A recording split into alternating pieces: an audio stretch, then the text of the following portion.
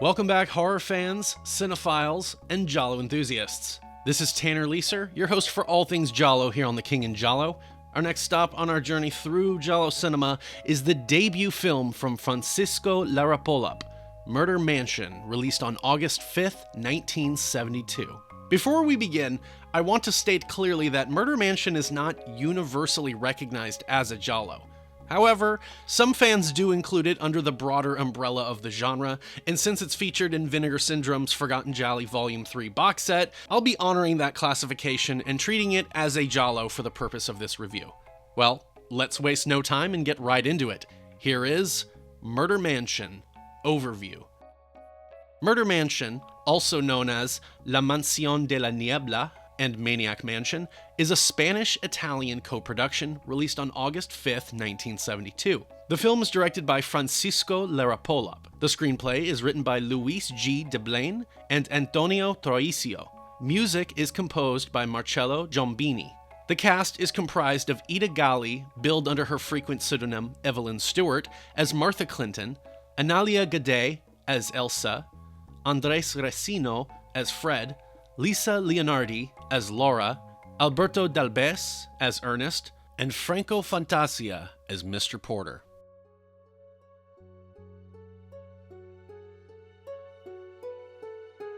The plot follows a group of strangers who become stranded in a thick, unnatural fog while traveling through the countryside near a cemetery. Forced to seek shelter, they find themselves in a gloomy, secluded mansion owned by the mysterious and icy Martha Clinton. As the night progresses, eerie tales of vampirism, grave robbing, and a cursed legacy begin to surface. With the house cut off and the atmosphere growing more oppressive, guests begin to turn up dead, suggesting that the sinister legends may hold more truth than anyone expected, and that someone or something is picking them off one by one.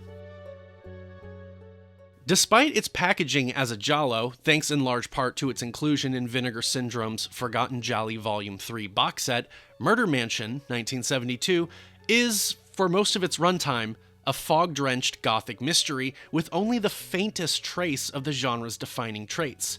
Directed by Francisco Lara Plop, this Spanish-Italian co-production opens with intrigue. A series of strangers, lost in an inexplicably thick fog, take shelter at a remote mansion nestled beside a cemetery. Awaiting them is the cold and commanding Martha Clinton, played with arch precision by Ida Galli, billed under her pseudonym Evelyn Stewart. Whispers of vampirism, glowing-eyed spirits, and the tragic legend of a cursed countess begin to surface, and while the setup promises sinister fun, the film soon loses its grip on tension. The first act is where the film shines brightest, in my opinion, the process of gathering the ensemble, watching as disparate travelers encounter one another, navigate superstition, and arrive at the estate, has the feel of a gothic chessboard being assembled. The mood is thick with misdirection, and for a brief stretch, the film draws you in with the promise of eerie revelations. But once all the players are on the board, the Murder Mansion slows to a crawl. Its second act meanders through repetitive hallway wandering, ghostly red herrings, and scenes that tease supernatural horror without fully committing. A glowing-eyed chauffeur, spectral visions, and whispered warnings push the narrative far from Giallo territory, and viewers expecting a sharp murder mystery will likely be left scratching their heads. The death scenes are few and far between, largely bloodless, and lack the stylized violence one expects from the genre. Tonally, the film occupies a murky space between Scooby-Doo and The Cat and the Canary, less a Giallo than a stage-bound haunted house thriller. It borrows openly from the old dark house tradition, with nods to And Then There Was None, filtered through a Eurocult lens. The fog, ever present, becomes a character of its own, obscuring exits, softening transitions, and enveloping the entire setting in a sleepy haze. Inside, dimly lit stone walls, velvet drapes, and flickering candelabras dominate, while Guglielmo Mancori's cinematography lingers on every corner like it's waiting for the house itself to confess. The visual atmosphere is consistently strong, even when the story isn't. Marcello Giombini's score is another curious element. It veers between moody gothic organ lines, whimsical jazzy flourishes, and odd tonal detours that, at times, feel more Saturday morning cartoon than Euro horror. That strange, slightly mismatched quality becomes part of the film's charm, though it does little to support the illusion of real danger or mystery. As for the performances, Galli brings an icy elegance to the role of Martha, grounding the film with just enough theatrical presence to keep things from tipping into parody. Analia Gade offers quiet strength as Elsa, while Andrés Resino and Lisa Leonardi play their parts with earnest confusion befitting their characters. Alberto, Dalbes, and Franco Fantasia bring gravitas to otherwise underwritten roles, treating the material with a straight face even when it leans toward the ridiculous. Director Francisco Lara Plop began his career in the Spanish film industry, working behind the scenes as a production manager and assistant director throughout the 1960s. His early collaborations included uncredited contributions to genre films and melodramas before stepping into the director's chair in the early 70s. Murder Mansion marked his directorial debut, and he would go on to direct the Paul Naschy vehicle The People Who Own the Dark, 1976, a post-apocalyptic thriller that blended horror and sci-fi with socio-political undertones. Polop later transitioned into TV work and more mainstream Spanish cinema. Among the cast and crew of Murder Mansion, several actors were already fixtures in Eurocult cinema.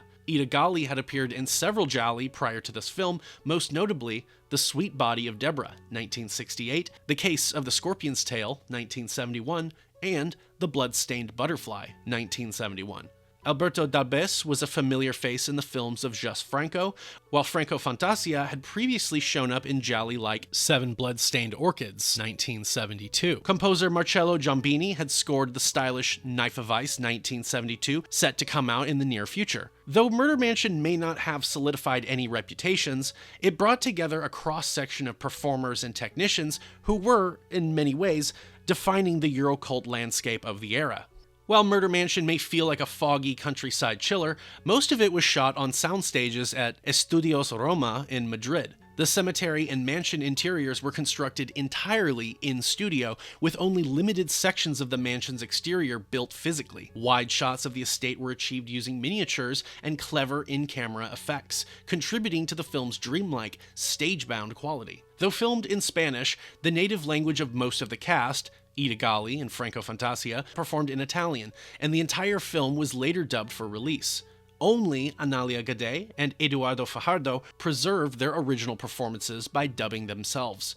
Despite its modest production, the film proved popular in Spain, where it was even blown up to 70mm for special theatrical engagements. It also found a second life abroad when it was included in Avco Embassy's Nightmare Theater television syndication package in 1975, alongside a dozen other Euro horror curios. All the smoke and mirrors, both literal and cinematic, build toward a final act revelation that attempts to bring the mystery back into focus. The final act attempts to reassert the film's giallo credentials with a reveal that reframes the ghostly misdirection as an elaborate human conspiracy. As in a classic Scooby-Doo climax, each spectral element is explained away, masks come off, both figuratively and literally, and motivations tied to greed and deception come into focus. While this pivot technically returns the film to the realm of mystery, it feels abrupt and retrofitted, as though the filmmakers remembered too late they were supposed to be making a thriller. It's worth noting that by 1972,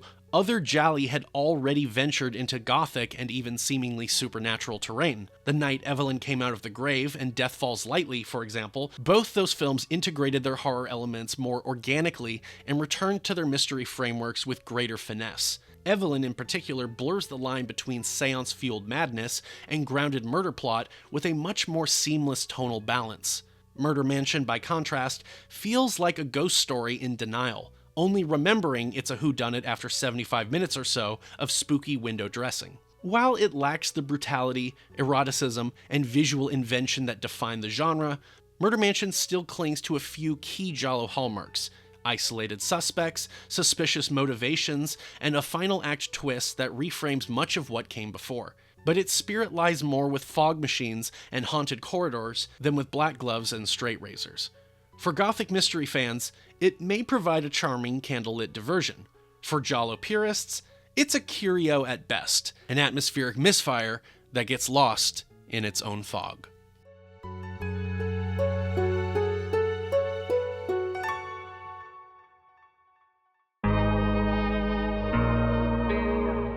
Thank you for watching this overview video. As of the time of recording this, Murder Mansion can be found on Tubi, Plex, and Amazon Prime Video. Don't forget to support these movies by buying them on physical media wherever possible. Stay tuned for my unscripted movie review for Murder Mansion, as well as the Jolly Tally. Comment your predictions for the AZ score for the movie and the final Jolly Tally score. Thank you all very much for your continued support. This is Tanner Leeser for The King in Giallo, and if nothing else, I'll see you next time.